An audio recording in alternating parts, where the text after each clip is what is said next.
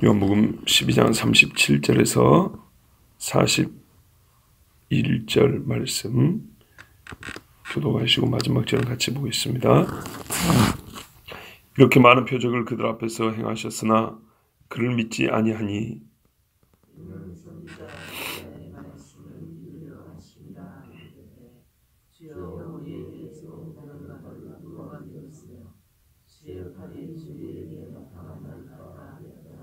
그들이 능히 믿지 못한 것은 이 때문이니 곧 이사야가 다시 일렀으되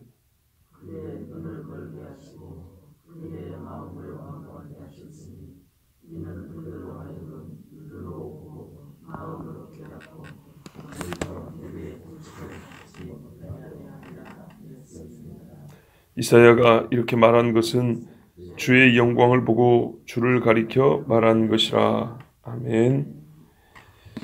바로 앞선 말씀에 표적이나 기적에 대한 말씀이 없습니다. 그런데 37절 시작하면서 이렇게 많은 표적을 그들 앞에서 행하셨으나, 이렇게 말하고 있는 것은 지금까지 예수님의 공생의 사역을 총정리하는 측면에서 말하는 것입니다.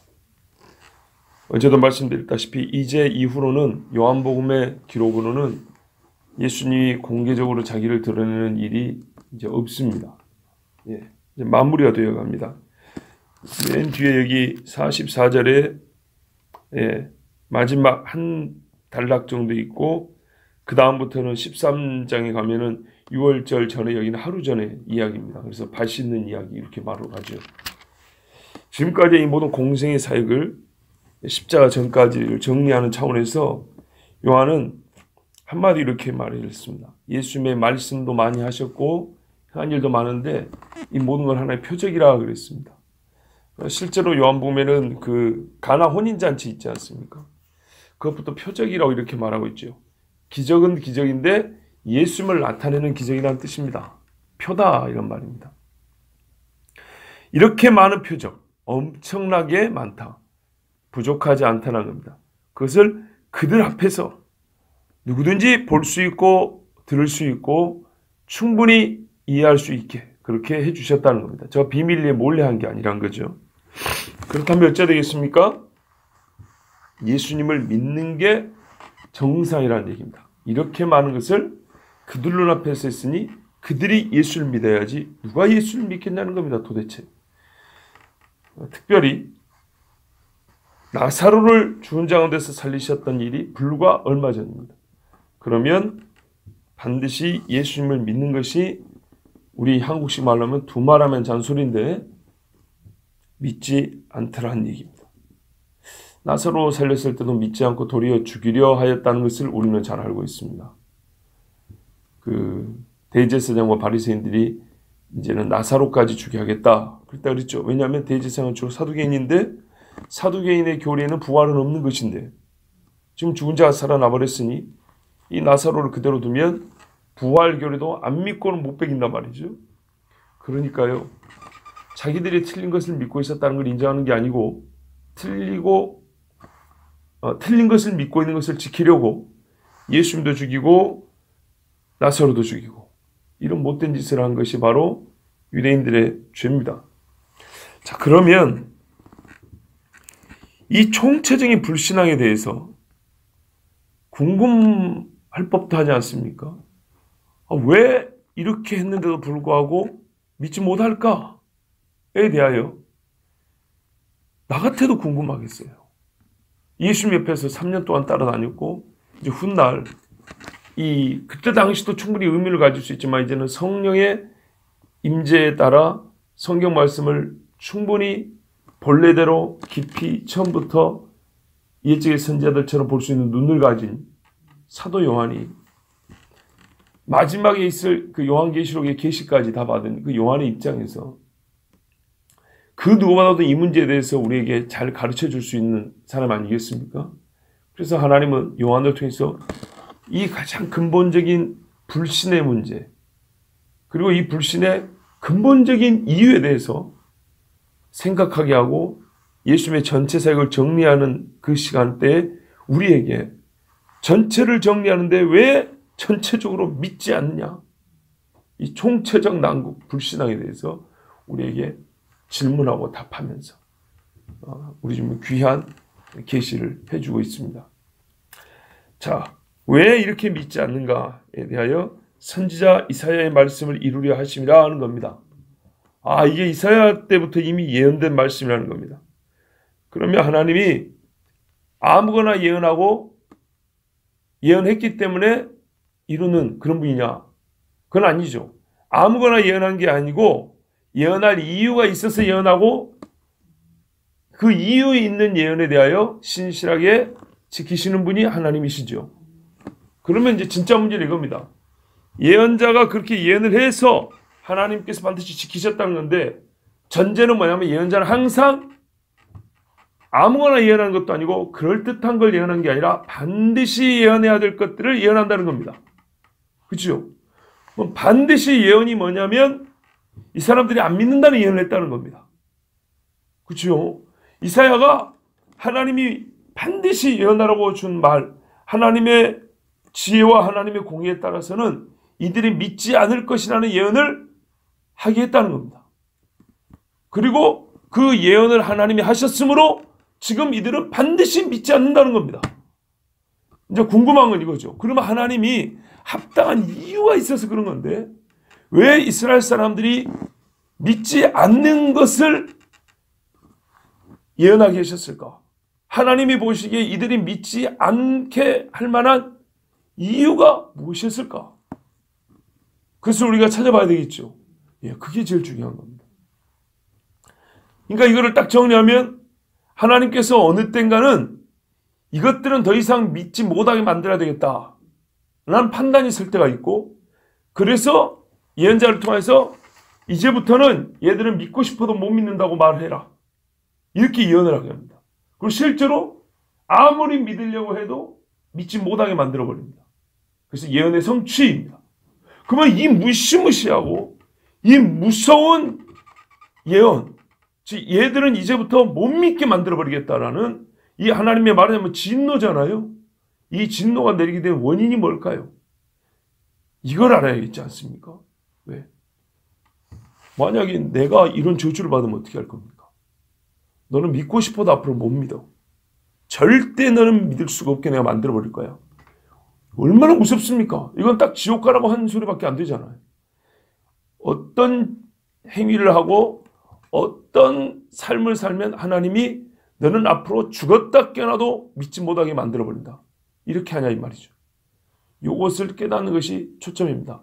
그 결과 예수님이 와도 이스라엘 사람은 절대로 못 믿었다는 얘기입니다. 자, 그럼 우리가 말씀을 차근차근 한번 보도록 하겠습니다. 38절에 이는 선지자 이사야의 말씀을 이루려 하심이라. 이르되 주여 우리에게서 들은 바를 누가 믿었으며 주의 팔이 누구에게 나타나나이까. 이사야가 하도 답답해서 이러더라는 거예요. 주님 53장이니까 그 전에 얼마나 많이 외쳤겠습니까? 안 믿더라는 겁니다. 안 믿고 주의 팔은 누구에게 나타났냐면 그 안 믿는 인간들에게 나타났다는 겁니다. 하나님의 구원이, 하나님의 은혜와 은사가 이들에게 나타났다는 겁니다. 근데 세상에 그 은혜를 받은 사람들이 안 믿더라는 거예요. 주여, 아니 도대체 이런 일이 있을 수 있습니까? 하고 이사야가 그렇게 물었다는 겁니다. 근데 이게 진짜 중요한 게 이사야 53장 1절 말씀이거든요. 이게 이사야 53장 1절에 우리가 전한 것을 누가 믿었느냐, 여호와의 팔이 누구에게 나타났느냐, 하나님이 물었어요. 하나님이 물은 거를 지금 예수님이, 아니 요한이 그대로 갖다가 인용을 했어요. 이 말씀 로마서에 있습니다. 분명히 로마서에 있어요. 우리가 그 이스라엘 구원 문제에서 이 말씀이 인용이 됩니다. 하나님이 예언자 이사야한테 그랬어요. 야, 우리가 지금까지 전한 것을 누가 믿었냐? 내가 누구에게 팔을 뻗었느냐? 바로 이 사람들이죠. 유대인들이죠. 근데 뭔 얘기를 했냐면 이게 중요합니다. 안 믿었다는 얘기죠. 근데 그 다음이 중요한데요. 이사야 53장 바로 2절에 그 다음에 말하면 그는 주 앞에서 자라나기를 연한 순 같고 많은 땅에서 나온 뿌리 같아서 고운 모양도 없고 풍채도 없은즉 우리가 보기에 흠말 만한 아름다운 것이 없도다. 누굽니까? 예수님 이야기죠. 이사야 53장 예수님 이야기잖아요. 바로 이어서 메시아 이야기가 쭉쭉쭉 나옵니다. 54장 전체가. 그 다음에 우리 더 잘 아는 말씀. 그는 멸시를 받아 사람들에게 버림받았으며 간고를 많이 겪었으며 질고를 아는 자라 마치 사람들이 그에서 얼굴을 가리는 것 같아서 멸시를 당하였고, 그 다음에 우리는 그의 죽음을 뭐라고 생각했다고요? 그를 귀히 여기지 아니하였고 그는 실로 우리의 질고를 지고 우리의 슬픔을 당할거를 우리는 생각하기를 그는 징벌을 받아 하나님께 맞으며 고난을 당한다 하였노라. 이런 말도 안 되는 생각을 했다는 거예요. 대속자가 왔는데 내 죄 때문이 아니라 자기 죄 때문에 하나님 앞에 매맞고 죽임당한다고 그렇게 여겼다는 거예요. 완전히 반대로 생각하고 있죠. 이게 유대인들의 생각이라는 겁니다. 그러니까 하도 답답하니까 도대체 내가 누구에게 복음을 전한 것이며 누구에게 하나님의 은혜의 손이 뻗어진 겁니까? 이 사람들 아닙니까? 그런데 이어서 뭐가 메시아 나오죠. 메시아의 이야기를 했는데도 불구하고 메시아를 보여줬는데도 뭐라고 생각하면 그 메시아의 죽음을 보고 지가 잘못해서 죽는 거지 이렇게 생각하더라는 거예요. 기가 막힐 이야기입니다. 이스라엘과 유다는 선지자의 말씀을 믿지 않았고 메시아에 관한 예언을 믿지 않았습니다. 이사야는 이런 이스라엘을 도무지 이해할 수가 없었어요. 어쩌면 이런 생각을 할 수가 있을까? 어찌 하나님의 백성 이스라엘에게 이런 일이 있을 수가 있을까? 이사야 53장 더 이상 안 읽어도 되죠? 뒤에 가면 속건제물, 자기 영혼을 속건제물까지. 이게 이사야 53장 말 그대로 메시아장인데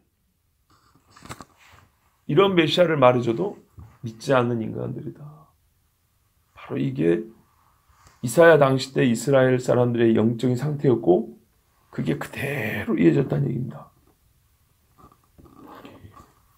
자, 그러면 이제 진짜 질문. 그들의 능히 믿지 못한 것은 이 때문이니 이사야가 그렇게 한탄할 정도로 안 믿었는데 왜 안 믿었냐? 이렇게 뻔뻔하고 비양심적인 말을 하면서 메시아를 믿지 못한 까닭은 아는 것이 아니라 못한다고 분명히 되어 있어요. 39절을 보세요. 능히 믿지 못하는 것은 이사야에 이어지는 예언에 나와 있다는 겁니다. 그 예언은 사실상 아까 53장이었죠. 그러면 뒤에 54장에 나와 있는 게 아니라 저 앞에 6장에 나와 있어요. 6장 9절 10절 말씀이 40절 말씀인데 40절에 그들의 눈을 멀게 하시고 그들의 마음을 완고하게 하셨으니 이는 그들로 하여금 눈으로 보고 마음으로 깨닫고 돌이켜 내게 고침을 받지 못하게 하려 함이라 하였습니다. 이 말씀이 이사야 6장 9절 10절입니다.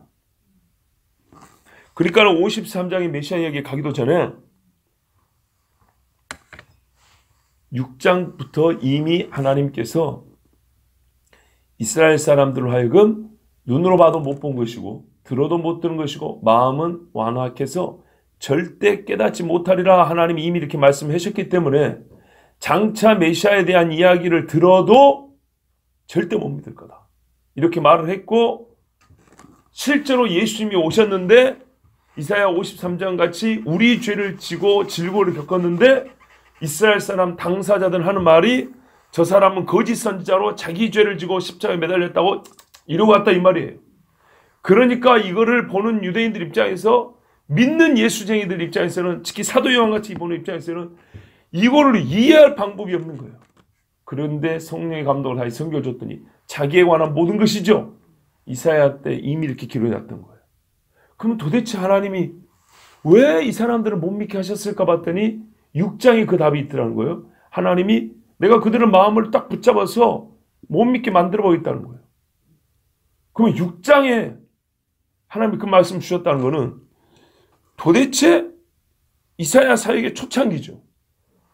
그때부터 하나님이 이미 이 말씀을 주신 것은 그 이전에 뭔가 문제가 있었기 때문인데 거기서부터 총체적인 불신의 이유가 있었고 그것에 대한 하나님의 진노가 내렸다는 건데 그게 무엇일까? 했더니 답은 딱 이렇게 하나 줬어요. 41절에 이사야가 이렇게 말한 것은 주의 영광을 보고 주를 가리켜 말한 것이라 그랬어요. 주의 영광을 보고 주를 가리켜 말한 것이라. 주의 영광을 봤다는 것은 이사야 6장에 보면 주의 보호자를 보고 스랍들이 찬송하는 이야기 보는 거죠. 거룩하다 거룩하다. 잘 알던 대로 우시야 왕이 죽던 해에 내가 본 주께서 높이 들린 보좌에 앉으셨는데 그의 옷자루는 성전에 가득하였고 그 스랍들이 모시고 섰는데 각기 6날개에서 그 둘로는 자기 얼굴을 가렸고 그 둘로는 자기의 발을 가렸고 그 둘로는 날며 서로 불러 이르되 거룩하다 거룩하다 거룩하다 만군의 여호와여 그의 영광이 온 땅에 충만하도다 하더라. 이같이 화답하는 자의 소리로 말미암아 문지방의 터가 요동하며 성전의 연기가 충만한지라. 이게 그냥 환상이 아니었던 거예요. 성전에 엎드려 기도하고 있는 중에 내 눈앞에서 펼쳐지는 거예요. 그러니까 그것만 해도 감당이 안 돼서 이 성전 뭡니까? 연기가 충만하고 터가 요동을 하더라는 거예요. 문지방의 터가 요동을 하더라는 거예요. 근데 바로 요것 때문에 이사야가 이어서 이렇게 예언을 할 수밖에 없었다는 거예요.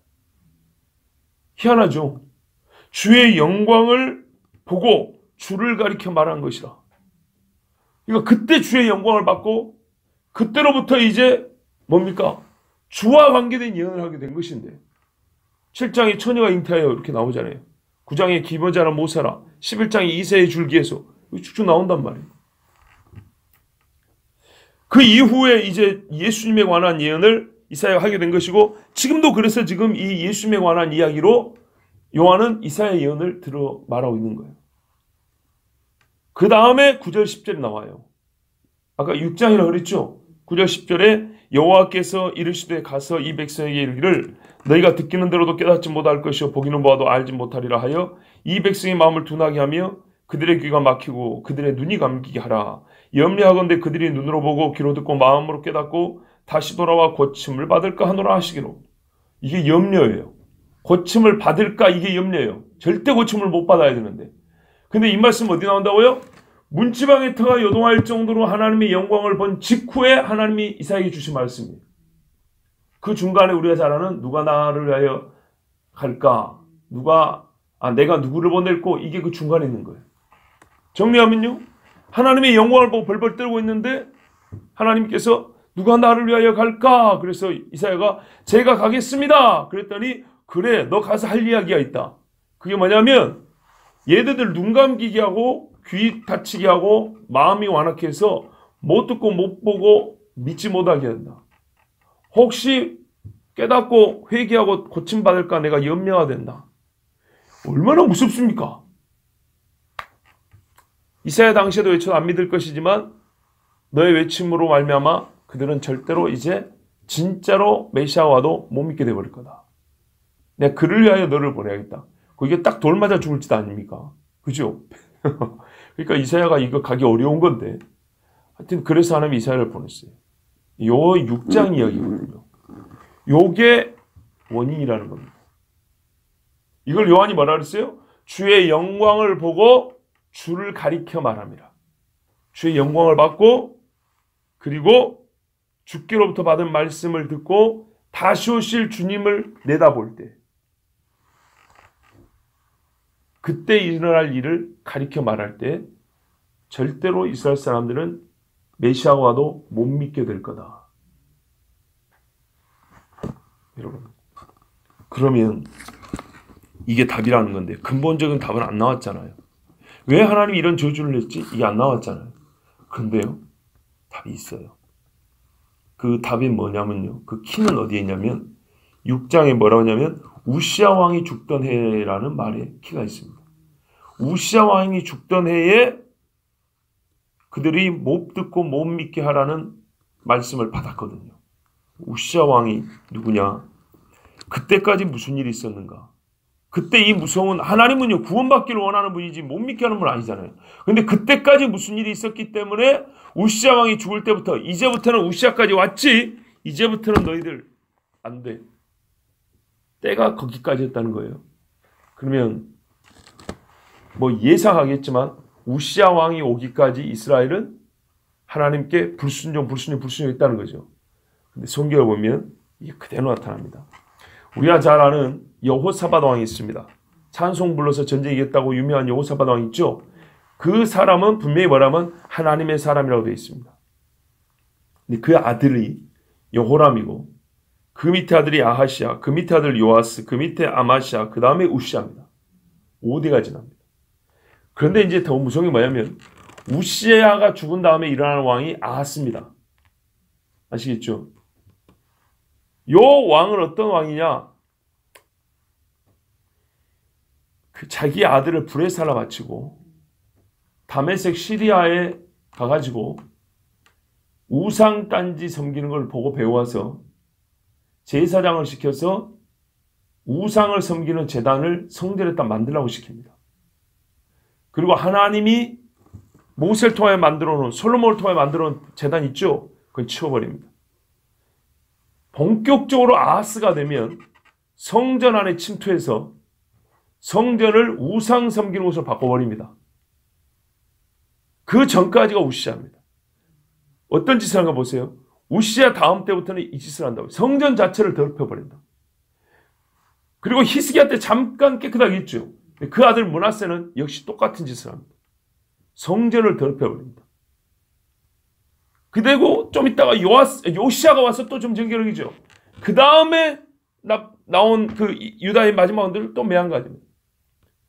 그러니까 이들은 뭐예요? 성전, 여호와의 거하시는 가장 거룩한 곳을 우상 섬기는 곳으로 바꿔버렸죠. 게임 끝난 겁니다.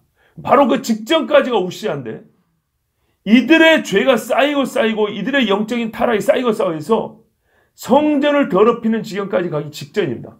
성전을 더럽힌다는 말은 말 그대로 영적으로 게임 끝났다는 얘기인데 바로 그 모든 악한 준비를 한 게 우시아 때까지입니다.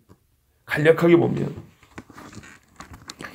이 여호사밧 왕의 아들 여호람인데요. 여호람의 부인이 누구냐면 아합의 딸입니다. 그래서 열왕기 하나 역대하를 보면 딱 한마디로 정리해 줍니다. 아합의 길로 행하였더라. 아합 집에 사위라서 자기 형제들도 다 죽이고 유다의 산들 산당을 세워서 예루살렘 거짓문으로 음행을 하게 만든 자가 여호람입니다. 그 여호람의 아들 중요한 게 하나 있어요. 이 여호람 당시에 북이스라엘은 엘리야가 선포하고 있었어요. 엘리야가 남유다에 여호람한테 편지가 있었어요. 너 그러면 심판받는다고. 그런데도 무시한 사람이 여호람이에요. 그 다음에 여호람의 아들 아하시야. 엄마가 아합의 딸입니다. 아까 그 아비는 아합 집의 사위고 여기는 손자입니다. 외손자. 그리고 어떻게 했겠어요? 당연히 아합의 집과 그의 길을 걸었다고 성경이 기록합니다. 더 이상의 말이 필요가 없습니다. 그 다음에 그 아들이 요아스입니다. 요아스는 아달랴, 그러니까 아합 집의 딸의 살육에서부터 겨우 건짐을 받았습니다. 갓난 아기 때. 그리고 7살의 왕이 됐죠.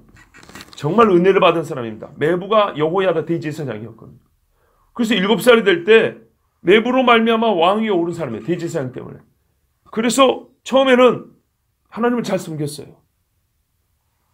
근데 여호야다 제사장이 죽고 난 다음에 어떻게 했냐? 우상 숭배하는 유다의 통치자들의 말을 들었다고 되어 있어요. 그리고 마음이 우상 숭배로 돌아갔어요. 그랬더니 여호야다 대제사장의 아들, 자기로 말하면 조카뻘입니다. 메부니까 메부가 조카뻘인데 이 조카 제사장이 사가랴 혹은 스가랴라고 합니다. 이 사람이 와서 외쳤습니다. 당신 그러면 안 된다고.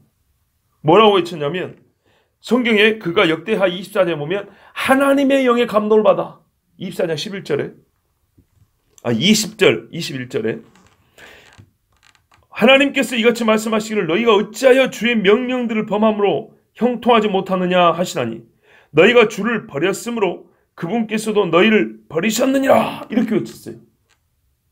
그러면은 매부를 생각해서라도 돌아와야겠죠. 안 돌아옵니다. 뭐라냐면 그들이 그를 대적하여 음모를 꾸미고 왕의 명령을 따라 주의 집 뜰 안에서 그를 돌로 쳐 죽였더라. 나봇의 포도원 뺏으려고 불안당 등을 모아다가 왕과 하나님을 저주한 사람이 나봇이라 이렇게 거짓말로 꾸며갖고 고발해 죽인 것처럼 스가랴 대제사장을요 음모를 꾸며서 그를 억울하게 죽게 만들었어요. 돌로 쳐 죽여버렸어요. 어디서요? 성전뜰에서. 이 짓을 한 게 요아스 왕이에요. 이것을 두고 예수님이 뭐라 그랬습니까? 유대인들이 말하면 우리는 옛날에 우리가 살았으면 우리 조상들처럼 안 했을 텐데 우리 조상들은 선지자를 죽였는데 우리는 그러지 않았을 건데 하고 의로운 척했어요. 그런 사람들이 예수님 죽였죠. 그때 예수님이 뭐라 하냐면 너희가 차라리 너희 조상들의 분량을 채워라. 독사의 새끼들아. 예수님이 이렇게 저주했습니다. 그러면서 뭐라 그러냐면 그러므로 의인 아벨의 피로부터 성전과 제단 사이에서 너희가 죽인 마가랴의 아들 사가랴의 피까지 땅 위에서 흘린 의로운 피가 다 너희에게도 돌아가리라. 내가 진실로 너희에게 이르노니 이것이 다 이 세대에 돌아가리라. 너희가 그 피값 다 갚아야 된다는 얘기입니다. 값을 다 치러야 된다. 그때 예수님이 의로운 자라고 얘기한 사람이 바로 이 요아스 왕이 죽인 사람입니다. 이 제사장. 여러분 그거 아세요? 누굽니까? 이 아합의 딸 아달랴 있죠? 아달랴를 죽일 때도 성전에서 피를 흘리면 안 된다고 궁으로까지 따라가서 죽였어요. 성전에 와서 보니까 요아스가 왕이 됐단 말이에요. 근데 이 여자가 반역이다 외쳤어요. 그때 딱 잡아 죽여야 되는데 성전에서는 피 흘리지 마라 그래서 나갈 때까지 내버려 뒀어요. 그런 다음에 죽였어요. 근데 어떻게 해요? 제사장은 성전에서 죽여버렸어요. 그래서 예수님이 그걸 기억하고 뭐라 그래요? 이 핏값은 너희가 다 갚아야 된다 그랬어요. 하나님 앞에 이진받는 게 없어요. 시간이 벌써 몇백 년이 흘렀습니까? 그 다음에 아들이 아마샤입니다. 역시 처음에는 여호와를 경외했어요. 후일에 에돔을 치고 옵니다. 에돔을 치고 오는데 오는 길에 에돔의 우상을 가지고 들어옵니다. 세일산의 우상을 가져왔다 그랬어요. 그것을 자기의 신으로 세우고 그것 앞에서 절하며 분향하였다 그랬습니다. 그때 역시 주의 선지자 이름 없지만 한 사람이 와서 이렇게 외쳤습니다. 그러므로 여호와께서 아마샤에게 진노하사 한 선지자를 그에게 보내시니 그가 이르되 저 백성의 신들이 그들의 백성을 왕의 손에서 능히 구원하지 못하였거늘 에돔의 신이 에돔을 못 구했다는 얘기입니다. 왕은 어찌하여 그 신들에게 구하나이까 하며 선지자가 아직 그에게 말을 할 때 왕이 그에게 이르되 우리가 너를 왕의 모사로 삼았느냐 그치라 어찌하여 맞으려 하느냐 예언하니까 너 매맞을 소리 하지 말고 조용히 있어 이러는 겁니다. 그때 선지자가 그치며 이르되 이제 왕이 네 계속 예언하면 내가 매를 때릴 것이다. 그러니까 선지자가 말을 하다가 딱 그쳐버린다. 무서워서 그런 게 아닙니다. 답을 얻었다는 얘기입니다. 알았어 하면서 말을 딱 그친 다음에 하는 말을 들어보세요. 그치며 이르되 왕이 이 일을 행하고 나의 경고를 듣지 아니하니 하나님이 왕을 멸하시기로 작정하신 줄 아노라 하였더라. 막 외치고 있는데 닥치라 그랬단 말이에요. 그랬더니 선지자가 그치면서 하나님 말씀이 맞네. 안 듣는다 그러더니 그 끝은 하나님이 당신을 멸하기로 작정하셨다는 거 내가 알겠어. 더 이상 필요 없어. 알겠어. 나 갑니다. 이렇게 가버렸다. 이 말입니다. 이게 아마샤입니다. 그리고 그 아들 우시아입니다. 역시 초창기에는 하나님의 눈앞에 정직히 행하여서 하나님께서 그를 강하게 해주셨습니다. 강하게. 성경 분명히 그랬어요. 강하게 해주셨다. 그런데 강해진 후에 교만해졌다. 이렇게 되어 있습니다.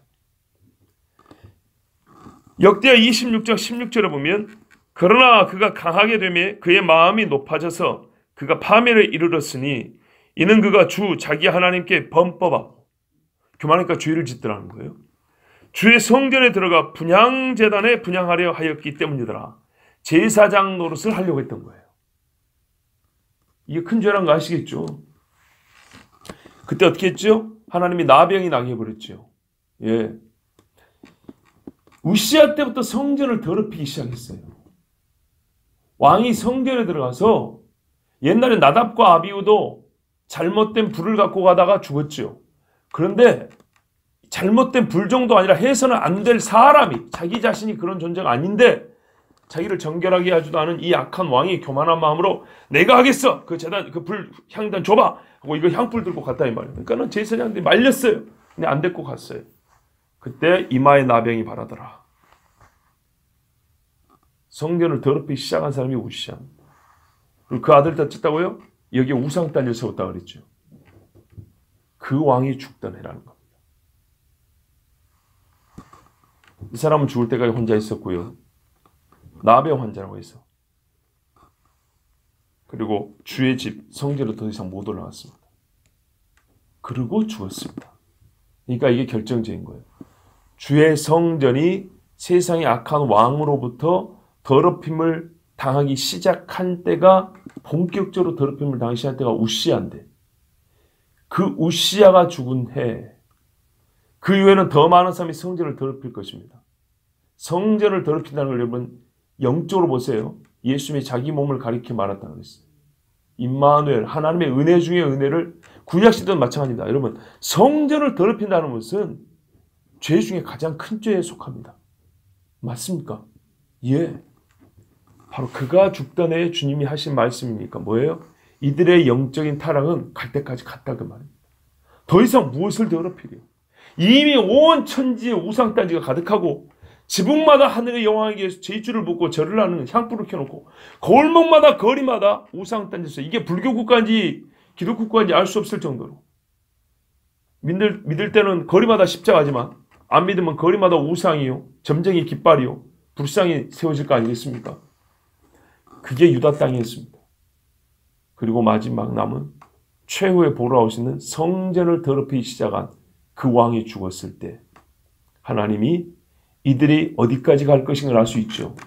성전에서 하나님의 영광을 떠나게 하고 성전에다가 우상단지 세워놓고 태양 숭배하는 단들 다 세워놓고 이제는 나를 죽은 신 취급을 할 것이다. 그 뒤로 선지 안 보냈습니까? 보냈죠. 히스기야나 요시야 같은 훌륭한 믿음의 왕들 안 보냈어? 보냈죠. 그렇다 할지라도 어떻게 한다고요?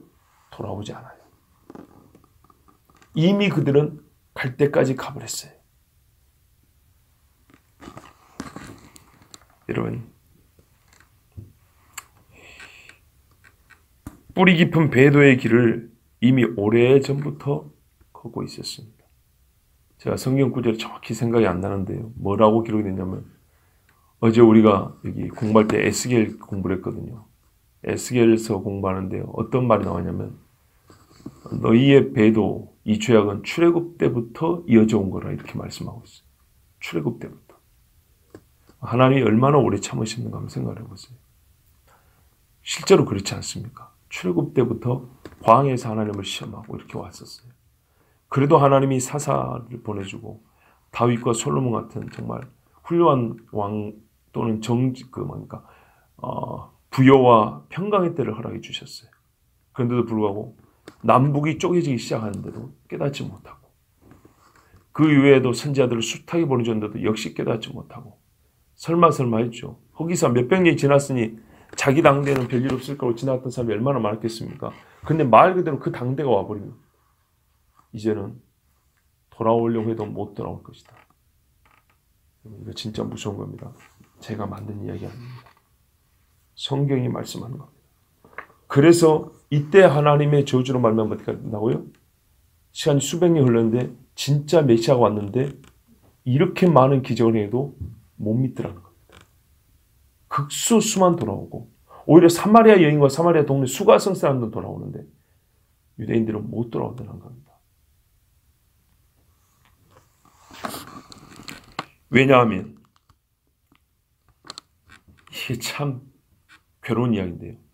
이 무서운 예언을 받는 그 순간에도 이 예언을 무시했기 때문에 이사야 6장이잖아요. 이사야가 이 예언하는 순간에도 이들은 이 예언마저도 무시할 것이기 때문에 하나님은 그것도 다 알고 있어요. 만약에 이 예언을 듣고 아이고 큰일 났다 그랬으면 주님 앞에 돌아왔겠죠. 근데 이 예언마저도 코수슴 쳐버리는 사람들이기 때문에 당연히 이 예언대로 그들은 주님 앞에 돌아올래야 돌아올 수가 없는 겁니다. 여러분 그래서 예수님도 이렇게 말씀하셨어요. 마태복음 13장 10절에서 15절에 제자들이 예수께 나와 이르되 어찌하여 그들에게 비유로 말씀하시나이까? 대답하여 이르시되 천국의 비밀을 아는 것이 너에게는 허락되었으나 그들에게는 아니 되었나니 허락 자체가 안 됐대. 무릇 있는 자는 받아 넉넉하게 되되 없는 자는 그 있는 것도 빼앗기라. 그 남들은 어떤 사람이요? 없는 사람들이라고. 그러므로 내가 그들에게 비유로 말하는 것은 그들이 보아도 보지 못하며 들어도 듣지 못하며 깨닫지 못함이니라. 비유라는 것은 원래 매우 쉽게 가르쳐주는 거거든요. 깨달으라고. 그런데 어떤 얘기는 쉬운 것이 더 쉽고요. 어떤 얘기는 어두운 것이 더 어둡게 하는 게 비유라는 겁니다. 이사야의 예언이 그들에게 이루어졌으니 일렀으되 너희가 듣기는 들어도 깨닫지 못할 것이요 보기는 봐도 알지 못하리라. 이 백성들의 마음이 완악해져서 그 귀는 듣기에 둔하고 눈은 감았으니 이는 눈으로 보고 귀로 듣고 마음으로 깨달아 돌이켜 내게 고침을 받을까 두려워함이라 하였느니라. 이것을 이렇게 말할 수 있다고 그랬잖아요. 묶어놓고 때려버린다고요. 도망 못 가게 해버립니다. 회개할 기회를 거둬버립니다. 성경에 분명히 이런 표현이 있습니다. 가인은 회개할 기회를 얻지 못하였으니. 아니, 에서가 울며 불며도 그는 회개할 기회를 얻지 못하였느니라. 그래서 항상 때가 있다는 거예요. 때. 보통의 그때는 언제 하면 이 세상을 떠나는 날입니다. 그렇죠? 보통 이 세상을 떠날 때는 죽으면 끝입니다. 그런데 죽기 전에도 실상 돌아오지 못하게 하나님이 딱 묶어버리는 때가 있습니다. 바로를 보세요. 바로. 절대 못 돌아오게 합니다. 성경에는 두 가지 말을 한꺼번에 합니다. 바로가 마음을 완악하게 했기 때문이다. 그리고 내가 그를 완악하게 했다. 그 말씀 그대로 하나님의 말씀을 듣고도 또 듣고도 멸시하고 무시하고 배도하고 했던 유다와 이스라엘 하나님이 급기야 성전을 더럽히는 그때가 되자 너희는 이제부터는 절대 못 돌아온다. 끝. 말 그대로 심판을 받아야 돼. 그래서 예수 그리스도 메시아가 왔을 때도 진짜 복된 소식 왔는데도 절대 못 깨한 겁니다.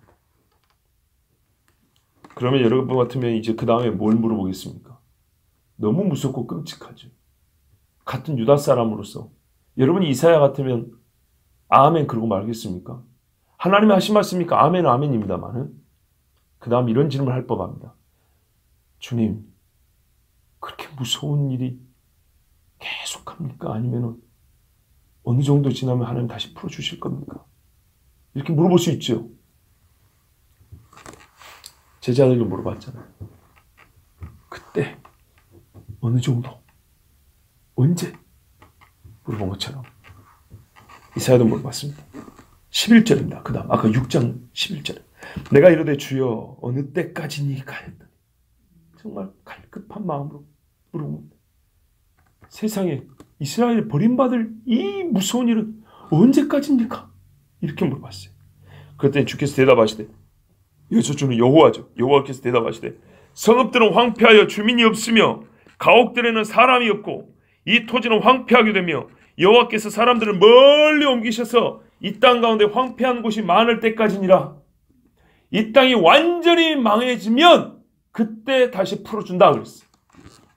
예수님 죽고 부활하고 승천한 다음에 AD 70년 이후부터 1948년 거의 1900년 이상 2000년 가까이 이 땅에서 유대인들을 싹 쫓아내버리고 극소수만 거기 남겨놨어요. 옛날 바벨론처럼 바벨론 포로가 잡혀갈 때처럼 일부 남겨놓고 나머지 쫓아버려서 황폐하네. 이스라엘이 처음에 돌아갔을 때 먹고 살 게 없을 정도로 그렇게 황폐해서 더 이상 이곳이 하나님이 복 주신 땅인가 싶을 정도로 그 지경이 되면 그때 내가 그들을 돌이킬 것이다. 그때가 되면 뭐라고요? 자기들의 메시아 죽인 죄를 회개하고 돌아올 것이고 나를 찾게 될 것이다 그랬어요. 아멘이죠. 지금 우리가 그것을 보고 있습니다. 그 일이 다시 시작된 것을 보고 있다고요. 유대 사람들이 이스라엘 땅으로 돌아와서 그들 중에 극소수지만 예수를 믿고 핍박을 받으면서도 할렐루야 주의 이름을 찬송하며 호산나를 부르고 있는 것을 우리가 지금 보고 있다고요. 이때까지였던 겁니다. 거의 2000년입니다. 이사야 때부터 하면은 몇 년입니까? 2500년, 2600년, 700년입니다. 우리가 어제 드린 로마서 말씀으로 보면 뭐죠? 이방인의 충만한 수가 차기까지. 그들은 황폐하고 이방인의 충만한 수가 차서 그 이방인들을 보고 시기나기까지. 이제 시작되었지 이스라엘은 온전히 회복되지 않았습니다. 아직도 눈이 가려졌고 아직도 귀가 덮여 있습니다. 스스로 어느 지경까지 봐보세요. 훨씬 더 이게 갈수록 심해지죠. 구원을 얻을래 얻을 수 없다니까요. 이 타락한 마음은 뭐라 그래요? 이사야 53장 같은 주여 우리가 저런 것을 누가 들었니까 하면서 메시아가 이럴 때 이 말씀은 아예 못 보게 해버린다고 했잖아요. 그러니 보세요. 자기들 스스로 귀를 가리고 자기들 스스로 눈을 가리고 있잖아요. 하나님의 말씀이 여지없이 응한 겁니다. 여지없이. 그래서 회개할 기회를 얻지 못합니다. 여러분, 이것은 민족적으로 이스라엘에 주신 것이지만 유다에게 하나님이 징벌을 내리신 것이지만 개인에게도 마찬가지입니다. 우리가 하나님이 주신 은혜가 있고 때가 있습니다. 그걸 넘겨버리거나 무시해버리면 어떻게 해요? 보라 지금은 은혜 받을 만한 때요 구원의 날이로다 하는 그 지금을 넘겨버리면 거둬버립니다. 애굽에도 거둬버렸지만 바로 왕에서도 거둔 겁니다. 유다에서도 거둔 거지만 우시아 왕에서도 거둬버린 겁니다. 여러분, 하나님은요 가장 옳으신 일을 하는 분입니다. 기적 중의 기적인 이방인 신자, 이방인 하나님의 백성이 자기 죄를 깨닫고 예수님께 돌아와 경배하고 있는 날입니다. 그리고 이들을 통하여 이스라엘 사람들이 조금씩 돌아오고 있습니다. 그렇다면 지금까지 최소 2700년 동안 하나님의 말씀이 옳다라고 검증이 되었습니다. 성취되었다는 검증이 되었습니다. 그러면 이제라도 이스라엘 사람들은 주님 앞에 돌아와 무릎을 꿇어야 됩니다. 우리도 개인적으로 마찬가지입니다. 한 사람은 70년, 80년밖에 못 삽니다. 그런데 감사하게도 하나님은요, 적어도 몇십 년 정도 지나면 깨닫게 해줍니다. 30년, 40년쯤 지나면 우리 마음에 뭔가 마지막 나팔을 딱 불어줍니다. 여기서 더 가면 안 된다고. 그런데 안타깝게도 많은 사람은 거기서 지나쳐버립니다. 끝내 돌이키지 못합니다. 그리고 호흡을 거두는 사람이 우리가 찾아왔던 장례식에서 영정사진을 봤던 그 사람들 중에 대부분이 그런 사람들입니다. 거짓말인가 생각을 해보세요. 우리가 장례식 찾아간 사람 중에 구원받았다고 니나 나나 이 사람은 구원받았다고 마음 편히 하나님을 할렐루야 찬양할 수 있는 사람은 몇 명이나 됐습니까? 비율적으로 볼 때. 그러면 그렇게 확신을 못하는 사람들 중에 물론 판단을 하나님 하시지만 증거가 나오게 돼 있거든요. 살면서. 그런데 그 사람들 중에 살면서 예수 이름 못 듣고 회개할 소리 한 번도 못 듣고 죽은 사람 몇 명이나 될까요? 한 번쯤은 다 들었을 겁니다. 왜? 대한민국에 살면서 근자 100년 이내에 살았던 사람은 교회 십자가 못 보고 죽은 사람 없어요. 전도하는 사람들 소리 한 번도 못 듣고 죽은 사람 없다 그 말입니다. 때를 놓칩니다. 때를. 우시아 왕이 죽던 해 여기까지 가버리면 더 이상 기회가 없습니다. 하나님 말씀을 들으십시오. 하나님은 반드시 말씀하고 성취하십니다. 그러므로 불신자는 예수를 믿어야 되고 예수를 믿고 있다면 모든 하나님의 약속의 말씀이 반드시 성취된다는 것을 다 믿어야 하고 그래서 하나님의 말씀에 순복해야 합니다. 이것이 사는 길입니다. 기도하겠습니다. 하나님 아버지, 오늘도 우리를 기억하셔서 부르심에 감사합니다.